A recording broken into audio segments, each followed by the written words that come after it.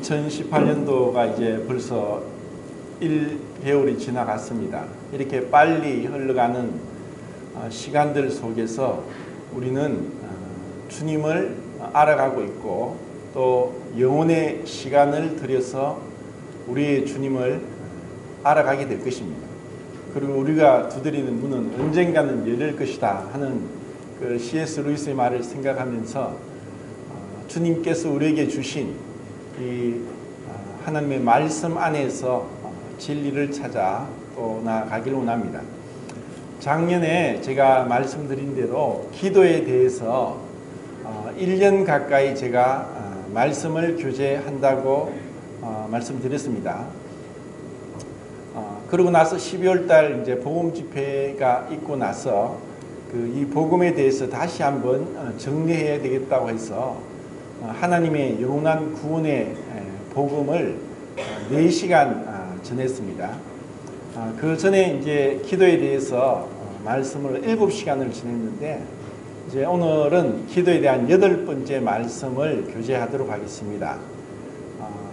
왜 우리가 기도를 해야 되는가 하는 그러한 이제 제목으로 말씀을 교제하겠는데 사실 이 하나님의 영원한 구원의 복음을 더 교제하고 싶은데 이 기도에 대해서 또 진도가 나가야 되기 때문에 사실 그 제목을 그렇게 붙여서 그렇지 이 하나님의 영원한 구원의 복음이 단순히 죄 사함에 국한된 것이 절대로 아니고 제가 4시간 말씀을 전해드린 것처럼 이 복음은 굉장히 포괄적이고 모든 하나님의 말씀이 복음인데 우리가 그 진리의 말씀을 잘못 이해하게 될 때 그냥 축소된 그리고 너무나 제한된 그러면서 불확실한 그런 말씀으로 알게 될 때 우리의 삶이 온전케 될 수가 없습니다.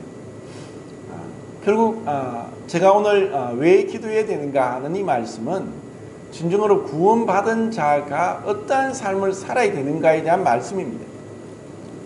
기도가 단순히 의무적으로 또 해야 되기 때문에 하는 어떤 중압감에 의해서 마지못해서 하는 것이 아니라 진정으로 구원받았다면은 하나님과 교제하는 것이 가장 복되고 즐겁고 귀한 시간이라는 것을 깨달은 자이기 때문에 기도하지 말라고 해도 기도하는 것입니다.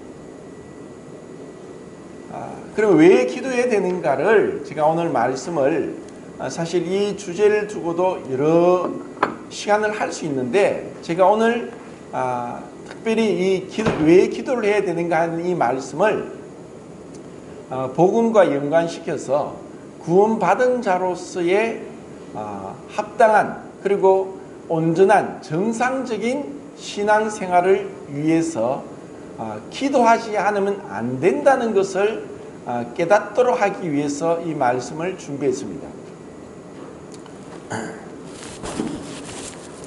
어떻게 제가 조금이라도 더 쉽게 얘기하려고 이런 이제 비교해서 말씀을 드리겠습니다. 제가 복음을 말씀드릴 때 율법에 대해서 말씀을 드렸죠. 율법을 하나님의 법입니다. 이 율법을 주신 것은 죄를 깨닫게 하기 위한 것입니다. 그래서 율법의 기능을 제가 3가지로 말씀드렸죠. 거울과 자와 저울 이렇게 얘기했습니다. 거울이 있어야만 우리는 우리 자신의 얼굴을 봅니다. 거울이 없으면 절대로 내 얼굴을 볼 수가 없습니다.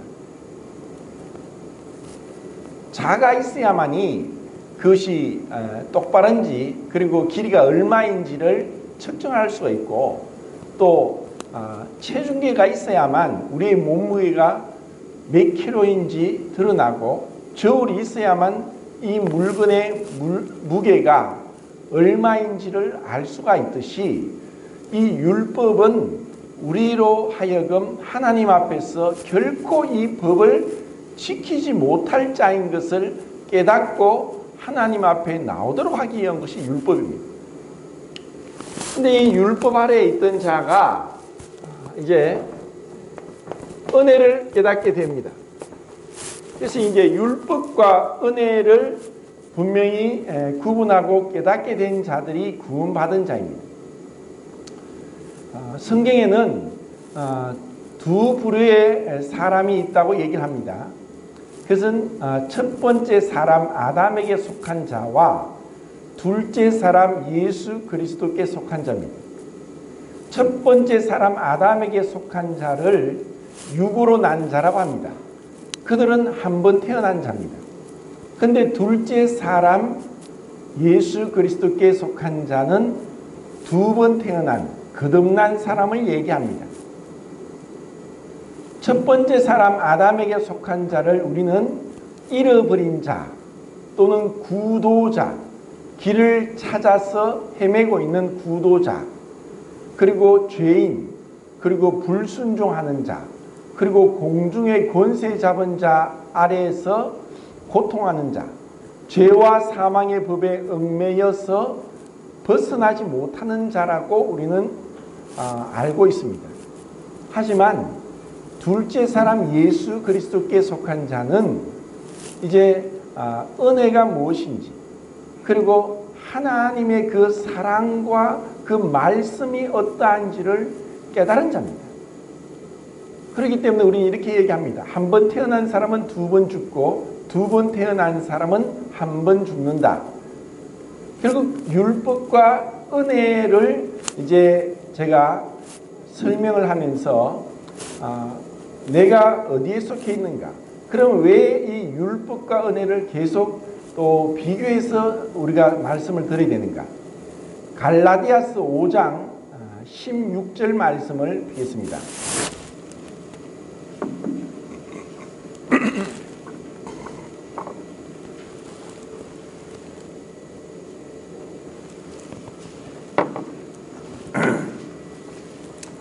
갈라디아서 5장 16절 말씀 찾았으면 다 같이 한 목소리로 읽도록 하겠습니다. 시작. 너희는 성령을 따라 행하라. 이하면 육체의 욕심을 이루지 아니하리라. 그리고 18절 읽겠습니다. 18절 시작. 너희가 많이 성령의 인도하신 바가 아니면 율법 아래에 있지 아니하리라. 자, 우리는 이제 갈라디아 교회에 보낸 사도 바울의 편지를 통해서 너희가 성령으로 시작하였다가 육체로 마치겠느냐 하는 그 말씀을 보여주고 있고, 그리고 분명히 하나님의 은혜를 깨달은 자임에도 불구하고 율법주의로 흘러갈 수 있다는 것을 이제 보게 됩니다. 그래서 바울의 모든 서신에는 은혜와 평강이 있을지어다 하고 감사가 있지만 갈라디아 교회에는 감사라는 단어가 빠져 있습니다. 이것은 구원을 받았음에도 불구하고 율법주의에 흐를 수 있고, 또 구원받지 못하고서 여전히 율법 아래에 있음을 볼 수도 있습니다.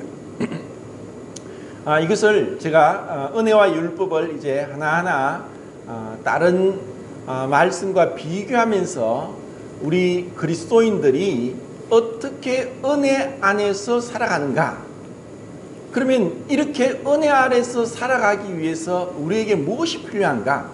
그것은 바로 기도가 얼마나 절실하게 필요한지를 보게 되는 것이고, 그리고 만약에 우리가 그와 같이 은혜를 이 믿음으로서 있는 은혜에 들어가기 위해서 기도의 삶이 습관화되지 아니하면은 언제든지 율법으로 흘러갈 수 있는 위험 소지가 있다는 것을 말씀드리는 것입니다. 은혜와 율법을 이제 구분할 때 율법은 행위입니다. 은혜는 믿음입니다. 자, 이것은 우리가 복음을 전할 때 다 알고 있는 것입니다.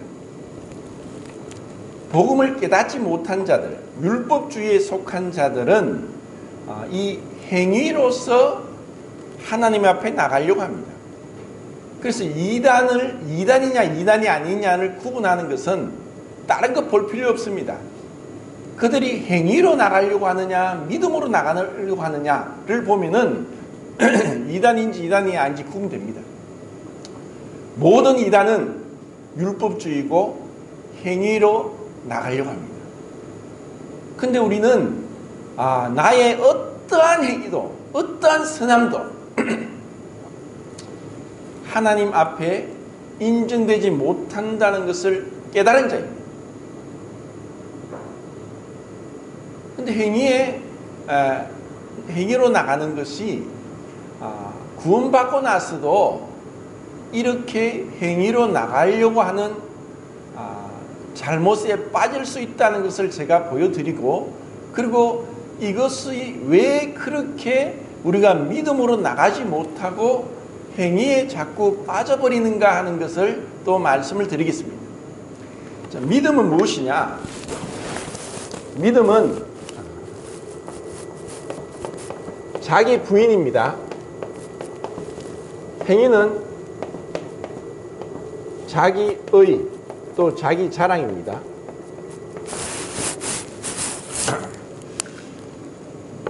우리는 아담 이후로 하나님 앞에 쫓겨났기 때문에 어떻게 하든 다른 사람, 하나님뿐 아니라 다른 사람들에게 인정받고자 하는 그와 같은 마음이 깊이 우리 모든 사람에게 내재되어 있고, 이것은 제가 봤을 때 여자들보다 남자들에게 더 강하게 깊숙이 숨겨져 있습니다. 이러한 것들이 구원받고 나서도 드러날 수가 있고, 이러한 자기의가 십자가로 인해서 처리가 되지 아니하면은 우리는 주님 앞에 부끄러운 구원을 받고 또 그날에 큰 해를 받고 불타버렸다는 것을 우리는 알 수 있습니다. 믿음은 무엇이냐? 믿음은 자기 부인입니다. 행위는 자기 자랑입니다. 행위는 내가 어떠한 사람인지, 내가 무엇을 했는지, 내가 어떤 이런 공적을 남겼는지 이런 것에 사로잡혀 있는 자인 것에 반해서 믿음은 저는 아무것도 아닙니다. 저는 하나님 앞에 아무것도 할 수 없는 자입니다 하고 자기 자신을 부인하는 것입니다. 그리고 이 믿음은 우리는 이스라엘 백성들을 통해서 그들은 전적으로 430년 동안 애굽에서 종살이 하다가 그 애굽의 군사와 바로 왕의 그 권력을 자기들의 노력으로는, 자기들의 능력으로는 결코 탈출할 수 없습니다. 불가능합니다. 제가 필리핀에 갔을 때 필리핀이 거의 330년 동안 스페인의 지배를 받았고, 그리고 100년 가까이 미국의 지배를 받았습니다.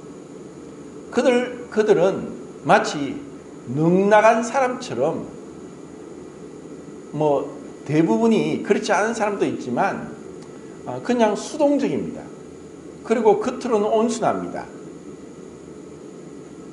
그것은 400년 동안 식민지 생활한 사람들의 모습이고, 그런데 그들이 한 번씩 분이 나고 또 화가 나면은 총으로 갑자기 사람을 죽이는, 총기를 소유할 수 있기 때문에 그런 총기 사고가 나고, 또 우리나라 사람들이 필리핀에 가서 나쁜 짓을 많이 하면서 살해당한 경우를 뉴스에서 종종 우리가 보게 됩니다.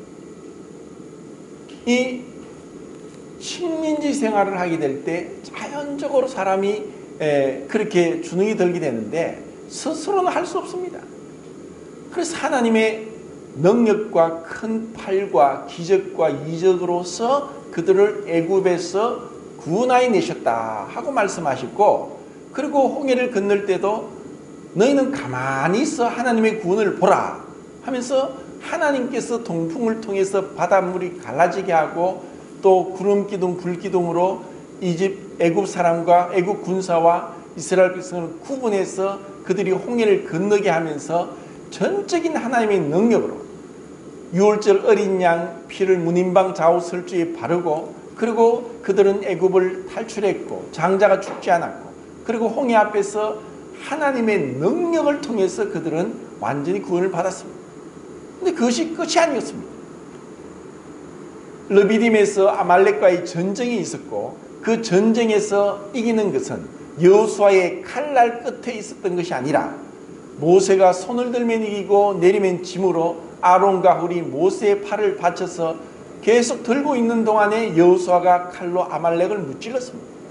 그것은 이제부터 하나님의 은혜로 구원받은 자가 이제는 하나님 앞에 기도를 통해서 이 죄의 권세 아래에 있는 데서 어떻게 구원을 받아야 되는가를 보여주고 있는 것입니다. 그리고 그들은 40년 뒤에 요단강 앞에서 제사장이 돌로 만든 십계명 돌판을 넣은 덮개를 어깨에 메고 헤르몬 산에부터 내려서 요단강을 흘러가고 있는 요단강물에 발을 디뎠을 때 그 요단강물은 아담읍 병반에서부터 거쳐서 마른 땅을 이스라엘 백성이 건널 수 있었습니다. 그것은 하나님 말씀에 의지해서 하나님이 그 돌로 만든 십계명 돌판을 어깨에 메고 그 제사장들에게 흘러가는 요단강물에 발을 딛고 들어가라. 이것은 죽음을 의미합니다. 그 누구도 아무리 헤엄을 잘 쳐도 돌을 어깨에 메고 강물에 들어가는 것은 죽음을 자초하는 것입니다. 그런데 하나님 말씀에 의지해서 내 생각을 버리고 내 자신을 부인하고 하나님 말씀에 순종해서 발을 내디뎠을 때 하나님의 기적이 일어나는 것입니다. 이것이 믿음이고 자기 부인인 것입니다.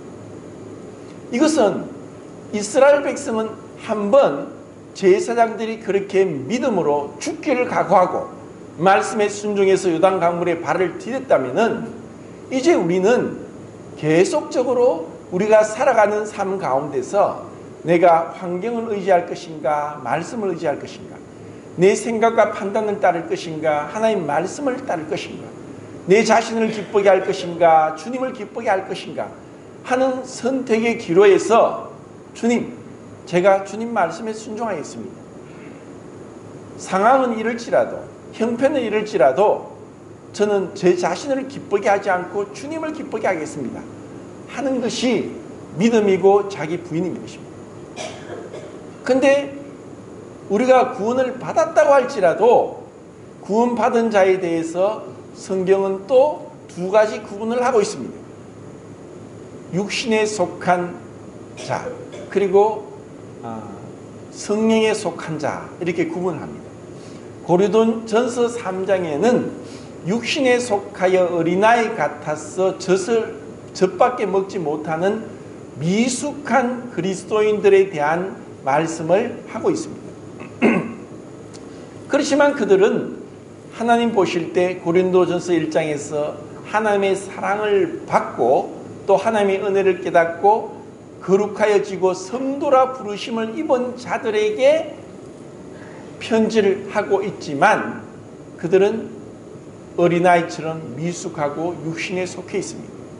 자라지 못한 것입니다. 구원받았지만 내가 단번에 우리가 유다서에 있는 말씀대로 단번에 믿음의 도를 얻고 구원받게 됩니다. 우리가 출생할 때 한순간에 출생을 함과 같이 거듭남도 그렇게 단숨에 출생이 되는 것이고 또 이것은 제가 구원의 복음에 대해서 말씀을 드릴 때 칭의라고 했고 이것은 비가시적이고 비체험적인 것이다.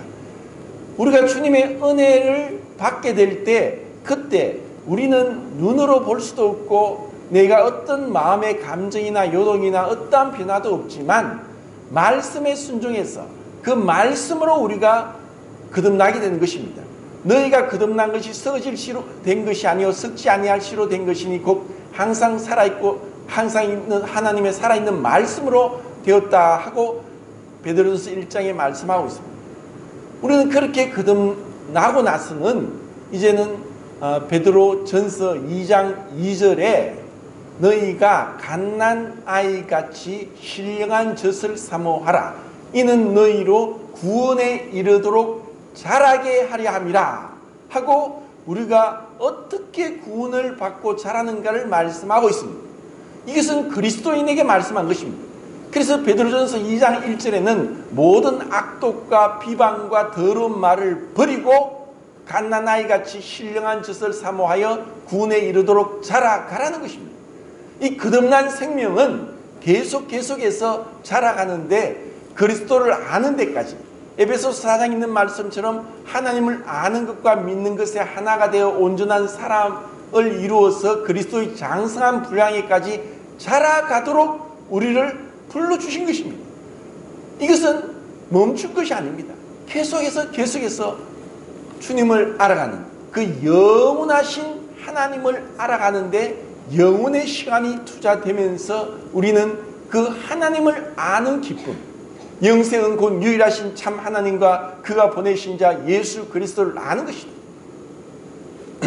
그렇기 때문에 구원을 은혜로 받았다 할지라도 말씀과 기도로 거룩하고 경건한 삶, 그리고 정말 정결한 삶을 살지 아니하면 우리는 어린아이 상태에 머물러 있고 구원받았음에도 불구하고 구원받지 않은 자보다 더 비도덕적인 삶을 살 수 있는 것이 우리의 구원입니다. 구원받았음에도 불구하고 자기 의에 자기 자랑에 사로잡혀서 남이 인정하면 좋아하지만 무시하고 인정받지 못할 때 자존심이 상하면서 분을 드러내고 또 그것으로 인해서 쉽게 그렇게 자기 판단대로 행동을 하면서 정착하지 못하는 사람들이 참 많습니다. 자, 이렇게 자기 부인, 자기의 근본은 뭐냐?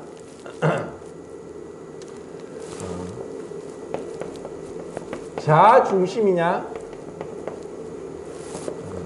주님 중심이냐? 이 차이입니다.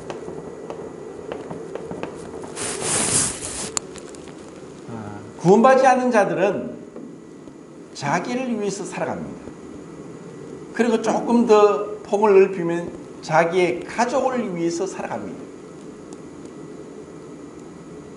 그런데 진정으로 우리가 구원받게 되면은 나는 죽고 그리스도만, 나는 쇠화해지고 그리스도가 존귀케 되기를 원하는 마음이 있게 됩니다. 구원받지 않은 자들은 철저하게 자기 중심적입니다. 자기가 좋으면 하고 싫으면 하지 않습니다. 그래서 그러한 자를 성경에서 뭐라고 표현합니까? 육체와 마음에 원하는 것을 하여 본질상 진노의 자녀라고 얘기합니다. 그들이 살아가는 삶의 목표는 자신의 행복입니다. 내가 좋으면 하고 싫으면 하지 않습니다. 내 육체가 원하는 것, 그들의 신은 배입니다. 내 배를 만족시켜 줄 것을 위해서.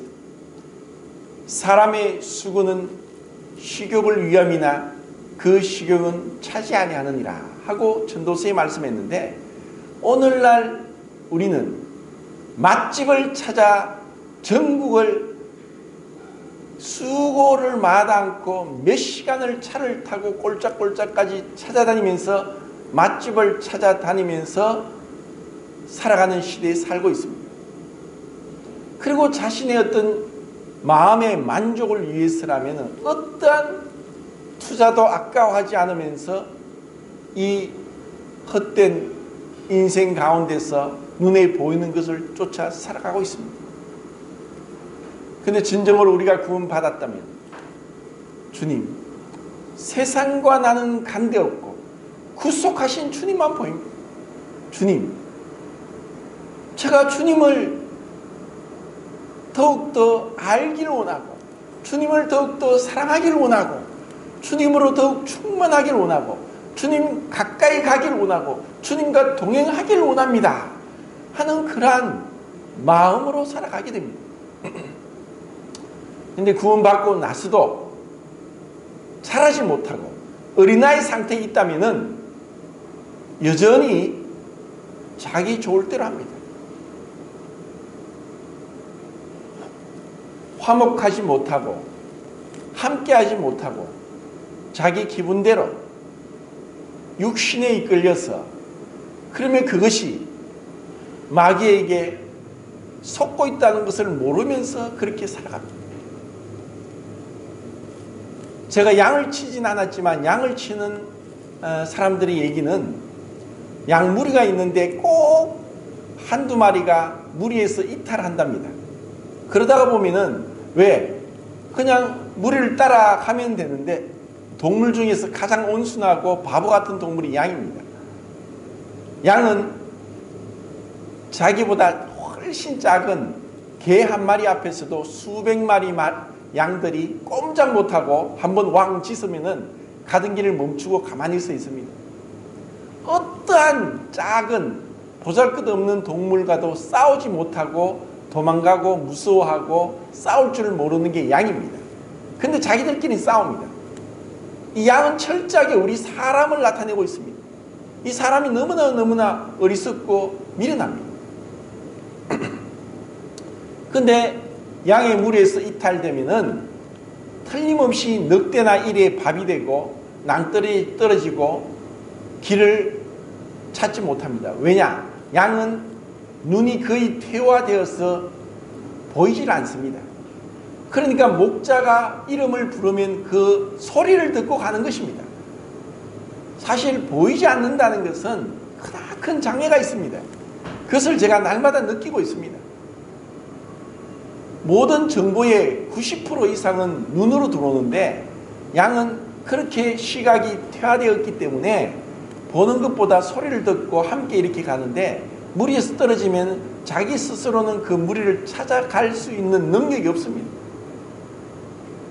우리는 양 같은 자이고 그리고 제가 말씀드렸듯이 그리스도인의 이름이 8가지를 말씀드렸죠. 그 중에서 우리를 하나님은 의인이라고 부르기보다는 성도라고 부른다고 했습니다.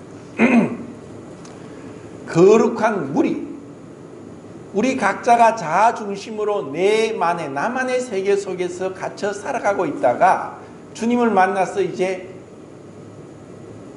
한 무리 안에서 한 가족 안에서 한 형제 자매 안에서 우리가 한 몸에 많은 지체를 가졌으나 모든 지체가 같은 기능을 가진 것이 아니니 이와 같이 우리 많은 사람이 그리스도 안에서 한 몸이 되어 서로 지체가 되었느니라 하고 고린도서 12장에 나오는 말씀대로 우리가 이제 한 몸의 지체가 되었구나.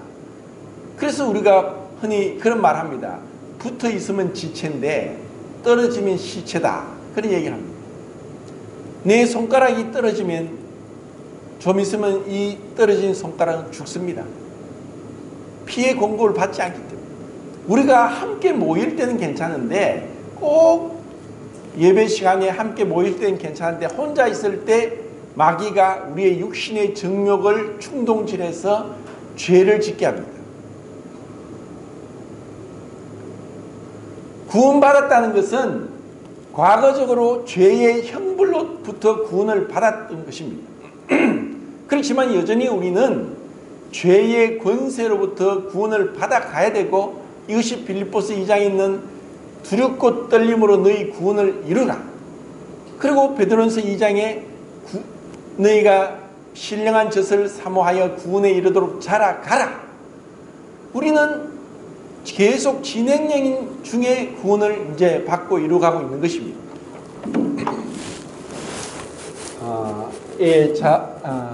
이게 뭐죠? 주님 중심이고, 자기 중심이면은 반드시 교만과 열등감에 사로잡히는데, 주님 중심이면 겸손해지는 것입니다. 겸손하려고 겸손하는 것이 아니라, 흔히 그런 얘기를 합니다. 교만한 자는 자기가 교만하다는 것을 제일 늦게 안다고 했고, 어거스틴은 그리스도인의 첫 번째 덕목이 무엇이냐고 묻는 질문에 그리스도인의 첫 번째 덕목은 겸손이고 두 번째 덕목도 겸손이고 세 번째 덕목도 겸손이라고 하면서 이것은 능력이 많으면 많고 또 신앙생활 오래 하면 오래 하고 또 성경을 알면 알수록 우리는 점점 더 교만해지는 것이 우리의 본성입니다. 모든 죄의 근본은 교만입니다. 그런데 거짓 겸손인 채 하는 것은 들통이 납니다. 왜? 문제가 생겼을 때, 다툼이 생겼을 때 분노가 일어나고 자존심이 상하고 화를 내고 그리고 심한 말을 하고 판단을 하고 비방을 하는 것은 왜 그렇습니까? 아직 십자가로 자아가 처리되지 않았기 때문입니다. 진정으로 주님이 나를 사로잡으시고 주님의 그 겸손, 하늘의 하늘도 주를 감당치 못할진데 어떤 사람도 누워보지 않은 여관에 방이 없어서 말구유관에 마구간에 가서 말의 밥통인 구유에 그 어린 예수님이 몸이 누워졌습니다. 이렇게까지 낮아질 수 있습니까? 그래서 진정한 겸손은 그 냄새나는 마구간에서 말구유통에까지 허리를 숙이지 않고서는 주님의 겸손을 배울 수 없다는 것입니다. 우리의 지식, 우리의 신앙적인 경륜, 우리의 경험, 이것으로 인해서 권위를 내세워서 권위주의에 빠질 수 있고 그리고 바리새인화 될 수 있습니다. 진정으로 주님 가까이 가면 갈수록 빛 가운데 가면 갈수록 내가 얼마나 어둠 속에 더러운지를 알고 있는 자입니다. 그래서 바울은 고백합니다. 나는 죄인 중에 괴수다. 이것은 주님을 만난 만큼 우리는 주님의 겸손을 배우게 됩니다. 수고하고 무거운 짐진 자들아 다 내게로 오라. 나는 마음이 온유하고 겸손하니 나의 멍에를 메고 배우라. 그리하면 너희 마음이 쉼을 얻으리니. 자아가 중심이 된 두 양상, 손등과 손바닥은 교만과 열등감으로 드러납니다.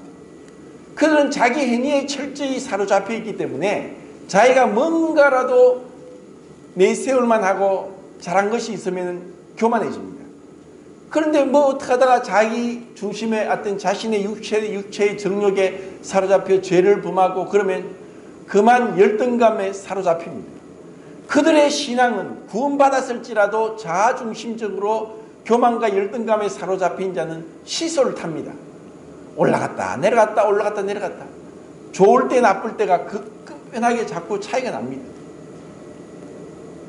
변함없이 주님이 중심이 되면 내가 좋든 내가 정말 상태가 최악이고 어렵든 상관없이 주님 앞에 믿음으로 나가는 것입니다. 행위가 아니라. 비록 내가 넘어지고 자빠졌을지라도 우리가 주님의 은혜를 바라보고 나갈 수 있는 것은 주님, 이와 같은 자를 이렇게 사랑하셨습니까? 내가 내 자신도 용납하지 못하겠는데 이렇게 나를 사랑하셨습니까? 하고 주님 앞에 믿음으로 나가는 것입니다. 이것이 믿음입니다. 이것이 하나님의 은혜를 얻는 것입니다. 자녀의 떡을 취하여서 개에게 던짐이 합당치 않다 하고 수로보는 게 여인에게 주님이 말씀했습니다. 야, 너는 내 자녀가 아니라 개와 같이 이방인이고 너에게 줄 떡이 없어. 그래서 수로보는 여인이 뭐라고 했습니까? 예, 개도 주인의 상에서 떨어지는 부스러기를 먹지 않습니까? 주님이 그 수로보니게 여인의 믿음을 칭찬하십니다. 우리가 주님 앞에 나가면 그 알량한 자존심, 다 부질없고 쓸데없는 것, 누가 뭐라 해도 나를 모욕하는 자를 위해서 기도할 수 있고, 나를 저주하는 자를 위해 축복할 수 있고, 오른편 뺨을 떼면 왼편을 댈 수 있고, 오리를 동행하는 자에게 십리를 동행할 수 있고, 겉옷을 가지고자 하는 자에게 속옷도 줄 수 있는 것이 바로 그리스도의 마음입니다. 우리 힘으로는 불가능합니다. 안 됩니다. 그렇기 때문에 주님 앞에 기도할 수밖에 없는 것입니다. 우리는 너무나 쉽게 율법과 그리고 행위와 그리고 자기 자랑, 그리고 자아중심적인, 그리고 교만과 열등감에 얼마나 쉽게 사로잡힙니까? 이런 나 자신을 알 때 주님, 저를 도와주십시오. 저희 믿음 없음을 도와주십시오. 주여, 주님 참 저는 이렇게 보잘것없는 자입니다 하면서 우리가 어떤 상황이든지 주님 앞에 이 감사를 들을 수 있는 것입니다. 자, 여기서 이게 뭐죠? 제가 적어도 보이질 않아가지고 이걸 겸손이죠. 겸손하면은 감사가 되고, 이 교만과 열등감이 있으면은 비판, 원망, 불평에 사로잡힙니다. 성도들 중에서 비판적이고 불만이 많고 원망이 있는 성도들을 봤을 겁니다. 그런 자들은 기도하지 않는 자이고, 그리고 여전히 육신에 속한 어린아이 같은 신앙에 머물러 있습니다. 우리가 주님 앞에 있다면은 탈무드에도 그렇게 나오죠. 가장 지혜로운 사람은 늘 배우는 사람이고, 가장 강한 사람은 자기를 이기는 사람이고, 가장 행복한 사람은 감사하는 사람이다. 감사가 없는 것만큼 불행한 것은 없습니다. 사실 우리가 따지고 보면은 부족함 투성이죠. 그런데 나라는 시를 썼던 나 가진 재물 없으나, 나 남이 가진 지식 없으나, 나 남이 있는 건강 없으나, 나 남이 갖지 못한 것 알았으니 하면서 주님을 만난 송명희 시인은 거듭나고 나서 그 뇌성마비 1급 장애로서 스스로 일어나지도 못하고, 혼자 휠체어 타지 않으면 걷지도 못하고, 입이 삐뚤어지고 손이 삐뚤어져서 말도 제대로 못하는 그 사람이 주님을 만나니까 모든 게 감사한 거예요. 그냥 감사한 거예요. 우리가 주님으로 충만하면은 내가 어떠한 불평과 원망과 비판이 어디 있습니까? 주님 정말 감사합니다. 내가 숨 쉬는 것 자체부터 감사합니다. 그냥 감사할 것 투성입니다.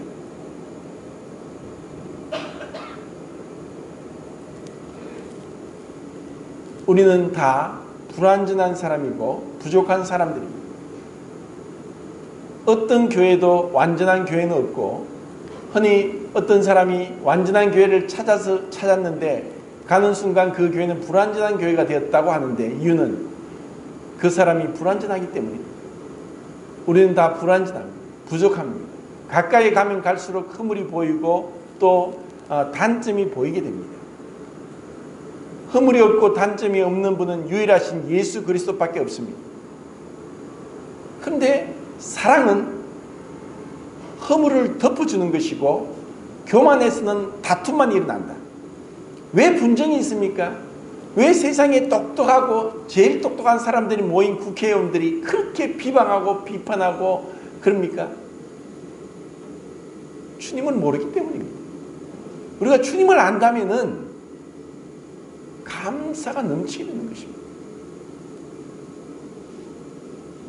자, 이렇게 지금 그러면 몇 가지를 했죠? 한 가지,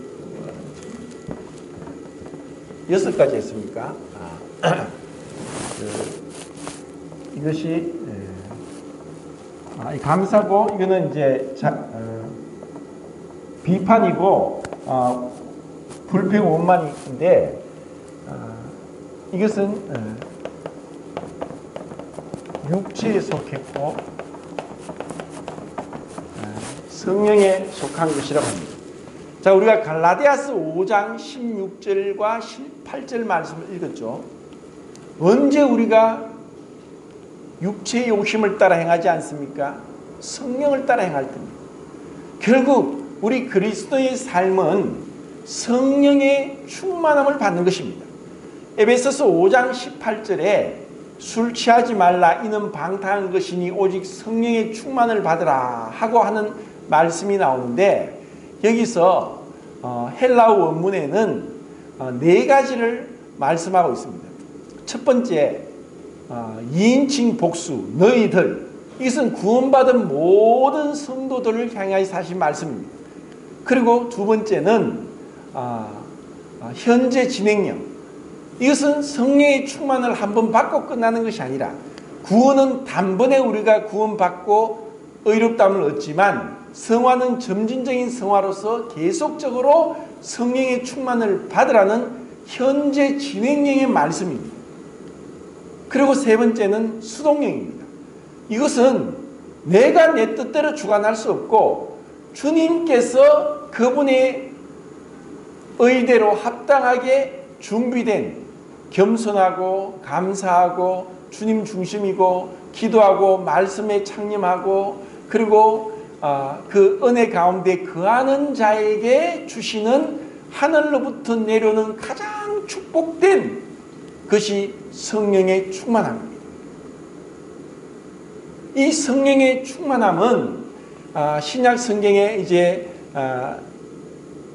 세례 요한 아버지 사가랴와 엘리사벳에게 성령의 충만함을 입었다고 하는데, 이것은 하나님께서 하나님의 그 목적을 위해서 일시적으로 특별하게 주어진 성령의 충만이라고 볼 수 있습니다.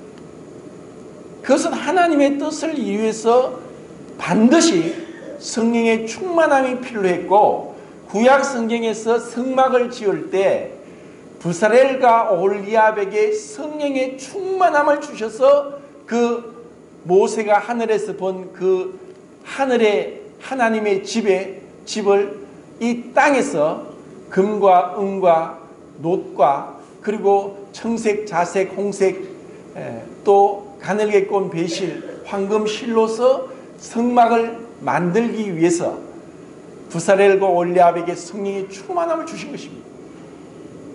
우리가 육체에 사로잡혀 있느냐 성령에 사로잡혀 있느냐, 그것은 우리가 얼마나 기도를 하면서, 기도를 제가 데살로니가전서 5장에서 항상 기뻐하라, 쉬지 말고 기도하라, 범사에 감사라는 말씀을 세 가지로 나눠 말씀드렸습니다. 항상 기쁨은 우리의 감정이 내 주관에 있지 않고 말씀에 있을 때 항상 기뻐하는 것이다. 그래서 감정의 절제가 필요하다고 했고, 쉬지 말고 기도하라는 것은 우리의 의지가 주님 앞에 굴복되는 것, 그럴 때만 우리는 기도할 수 있지, 우리 의지가 굴복되지 않으면 절대 기도하지 않습니다. 내가 왜 기도해? 왜 에노스 때 하나님의 이름을 불렀느냐? 에덴 동산에서 쫓겨났지만 처음에 세상은 900년 이상 살 동안 충분하게 이 땅이 평화롭고 좋았습니다. 900년 이상을 살면서 그들은 온갖 죄를 짓고 마음대로 살아가는데 기도하지 않습니다. 그때 에노스가 이름의 뜻이 죽어야 할 자란 뜻입니다. 비로소 하나님의 이름을 불렀더라. 언제 우리가 기도합니까? 우리가 모든 게 만족되어 있으면 기도합니까? 건강이 악화되고 돈이 없고 인간관계에 파탄이 일어나고 그리고 어떤 큰 난관에 부딪히게 되고 그리고 인간적인 갈등이 있을 때 저절로 자발적으로 기도합니다. 언제 우리가 성령의 충만함이 있습니까? 누가복음에서 예수님은 늘 습관적으로 기도했다. 그러면서 성령의 충만함을 계속 말씀하고 있습니다. 우리 인간에게 절대적으로 필요한 것은 기도고 그 기도를 통해서 우리는 성령의 충만을 받습니다. 그리고 에베소서 5장 18절에 2인칭 복수 그리고 현재 진행형, 그리고 수동형 하나님께서 주셔야만 우리는 충만함을 잊지 내가 하나님을 주관할 수 없습니다. 하나님이 주권자지 내가 주권자가 아닙니다. 그래서 우리는 절대적으로 수동적인 자세로 겸손과 자기 부인이 있을 때입니다. 그리고 네 번째는 명령형입니다. 너희는 성령의 충만을 받으라. 이것을 술 취하지 말라라고 구분을 했습니다. 비유를 들면서 어떤 사람도 술을 마시고서 한 잔 마실 때 모르지만 처음엔 술을 마시지만 나중엔 술이 자기를 마신다 하면서 술에 취하게 됩니다. 그러면은 용기 없는 사람도 용기가 있어지고 하지 못할 말도 술에 취해서 하게 되고 그리고 또 나쁜 버릇도 나오게 되는 것이 술에 취한 자의 모습입니다. 자기 힘이 아니라 술 기운에 그렇게 하는 것입니다.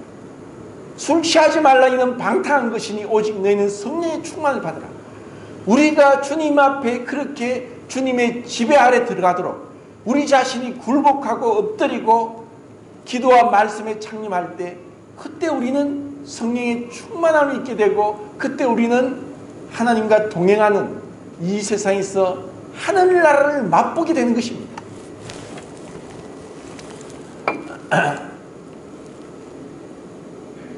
이렇게 육체에 속한 자, 성령에 속한 자.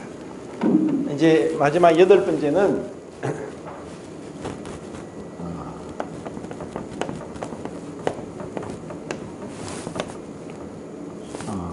육체에 속한 자는 자, 이 여덟 가지를 보면은 이제 율법 아래 있는 자는 저주 아래 있나니 모든 율법을 항상 행하지 아니하는 자는 저주 아래 있습니다라고 했습니다. 그런데 은혜 아래 있으면은 신약 성경에 항상 편지가 은혜와 평강이 너에게 있을지어다. 결국 은혜를 받은 결과는 평강입니다.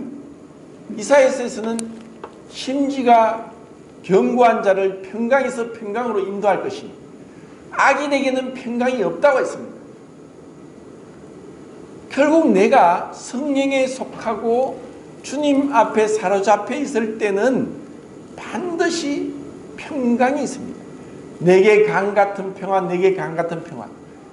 미국의 흑인들이 짐승 취급받고 돈으로 사고 팔고 노예 상인들에 의해서 일리 팔리고 저리 팔리고 주인한테 두들겨 맞고 죽어도 아무런 항변도 못하고 그런 짐승 같은 대우를 받고 있으면서 마지못해 살아가고 있을 때 그들이 예수 그리스도의 복음을 깨닫게 됩니다.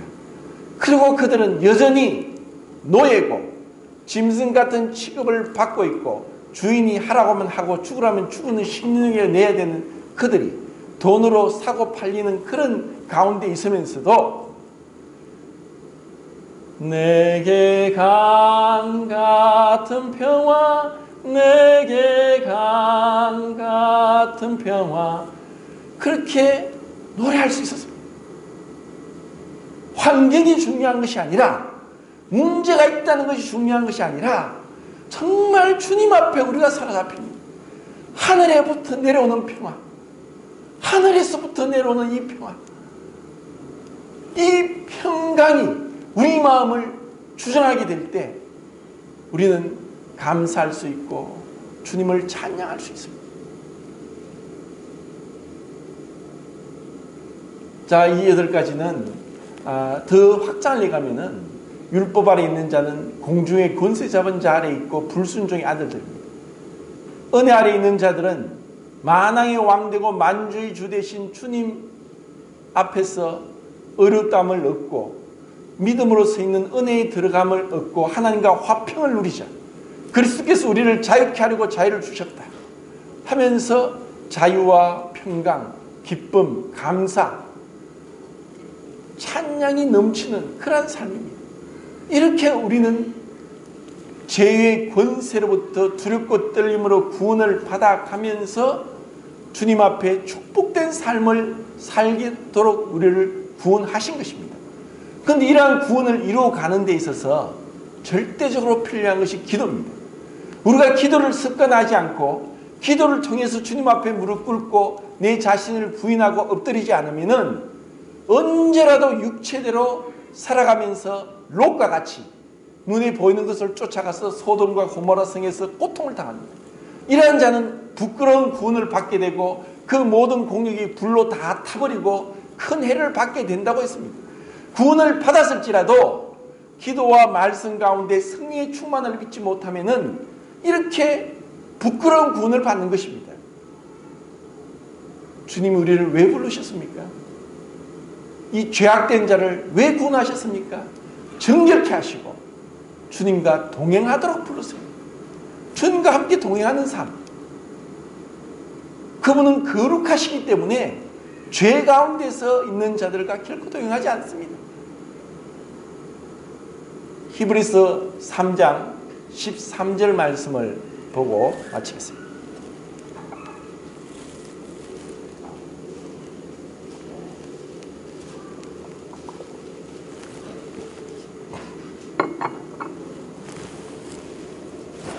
자, 같이 읽겠습니다. 3장 13절 시작.